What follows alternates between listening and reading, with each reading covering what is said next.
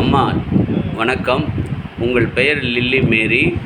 உங்களுடைய தந்தை நெருங்கிய தொடர்புள்ளாக தாமஸ் கவாண்டப்பிடம் பயின்று அவருடைய அந்த மறைக்கல்வி விஷயங்களை குடும்பங்களில் உங்களுக்கு அந்த 50வது சங்கீதம் 129வது சங்கீதத்தை தினமும் வீட்டில் ஜெபித்து உங்களை அந்த விசுவாசத்தில் வளர்த்திருக்கின்றார்கள். இதெல்லாம் டஃபி தந்தையினுடைய வழியாக நீங்கள் அருட்பணி சிஸ்டராக நிறைய உங்கள் குடும்பத்தில் உருவாகியிருக்கிறீர்கள். தந்தை பற்றி உங்கள் தந்தை தெரிவித்த கருத்துக்களை எங்கள் பதிவுக்காக தயவு செய்து வழங்குமாறு கேட்டுக்கொள்கிறோம். சொல்லுங்கள். கமல் டஃபியுடைய பேரே வந்து எங்கள் அப்பா மூலமாக தெரியும். நான் அவரை பார்த்ததே இல்லை. அவர் வந்து அப்புறம் எங்கள் மடத்துக்கு வந்த பிறகு எங்கள் சிஸ்டர்ஸ் சொல்லியிருக்கிறாங்க. அவர் கடைசி காலத்தில் அவருக்கு வந்து இந்த இது சொல்லுவாங்க இல்லையா, சிக்கு வந்து ஆஸ்பத்திரிக்கு வந்தார். இங்கே பாண்டியெலாம் இறந்தார் அப்படின்னு சொன்னாங்க. ஆனால் எங்கள் சிஸ்டர்ஸ்க்கு எல்லாருக்கும் டப்பின்னு அவ்வளோ விருப்பமாக அவரை பற்றி சொல்லுவாங்க. நான் குறித்து வச்சதில்லை. சமீபத்தில் நீங்கள் அந்த எம்பிபிபி சபை சார்ந்த சகோதரிகள். ஆமாம். அப்போ அவர் வீட்டில் என்ன எப்படி அம்மா ஜபம் செய்கிற விதம் தந்தை கட்டி கொடுத்தது? இன்னும் நாங்கள் வந்து ஜெபமாலை சொல்லுவோம். கண்டிப்பாக ஜெபமாலை சொல்லிவிட்டு ஒரு சின்ன பேசேஜ் வந்து நற்செய்தி வாசிப்பாங்க. நற்செய்தி வாசித்து முடித்த உடனே 50வது சங்கீதம் 129வது சங்கீதம் இந்த 2 சங்கீதத்தையும் ஃபுல்லாக ஜெபிச்சுட்டு அப்புறமா படுத்துட்டோம். அப்புறமா சாப்பாடு. இப்போ நீங்கள் ஒரு புத்தகம் வெளியிட்டு இருந்தீங்களா 50வது ஆண்டு? அதில் என்ன தகவல் தெரிவித்திருந்தீர்கள்? அதில் எனக்கு எப்படி அழைத்தல் கிடைச்சிது, அந்த அழைத்தலுடைய வரலாறு.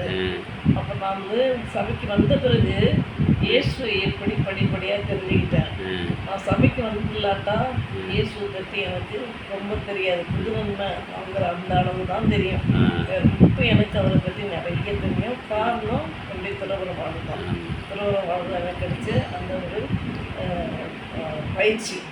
அது உங்கள் தந்தை வந்து டஃபி சாமியார் மூலமாக உங்களுக்கு பெற்று தந்த ஒரு பெரிய விஷயம். எங்கள் அப்பா சொல்லுவாங்க, அவர் முன்னால் அந்த திண்டிவனத்தில் எந்த பசங்களும் நடக்கக்கூடாது, ஓடணும். அவ்வளோ சுறுசுறுப்பாக இருக்கணும். அந்த படிக்கட்டு இருக்கும், படிக்கட்டு அடியில் நின்றுட்டுருப்பாரு. படிக்கட்டில் ஒரு படியே ஏறக்கூடாது, ஓடணும் சொல்லுவாங்க. அப்படி வந்து அந்த சுறுசுறுப்பு தான் அவர் வளர்த்து விட்டார். எல்லா பிள்ளைங்களும் எப்போதுமே சந்தோஷமாக இருக்கும்.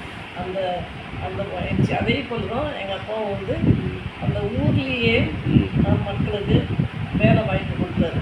அதாவது முந்திரி கொட்டை வியாபாரத்தில் முந்திரி கொட்டை உடைக்கிறது. இப்போல்லாம் மிஷின், அப்போ கையால் உடைப்பாங்க. அப்போ அந்த ஸ்கூல் ஒன்று உருவாக்குனார் அப்பா. எங்கள் அப்பா வந்து ஒரு சின்ன பிரைமரி ஸ்கூல் ஆரம்பித்தார். நெடுமணம். அவர் தான் ஓராசிரியர். தருமபுரத்தில் வந்து வயல்வெளியில் கொட்டப்புறம் அதில் ஒரு கீத்து கொட்டாயில் தான் விழலாம் கூரை போட்டு அந்த கொட்டாயில் தான் அவர் பாடம் நடத்தினார்.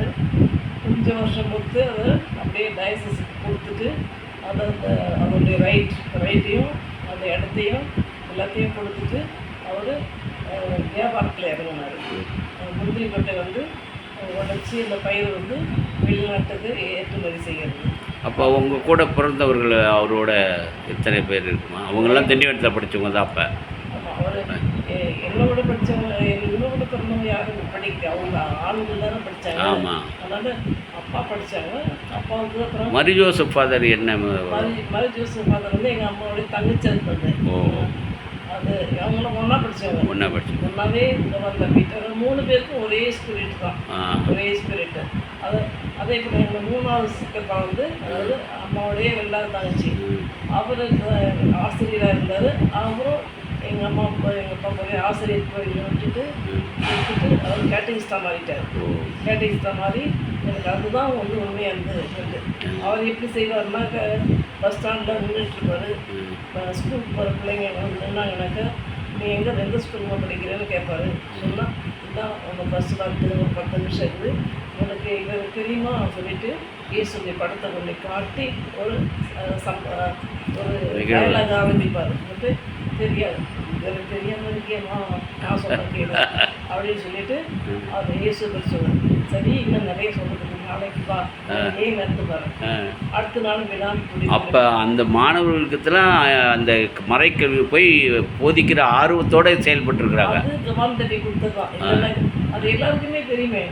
ஃபாதர் வெறினோ வந்து எங்களுடைய சபைக்கு வந்து ஒரு சொற்பொழிவாற்ற வந்தார் ஒரு மீட்டிங்கில்.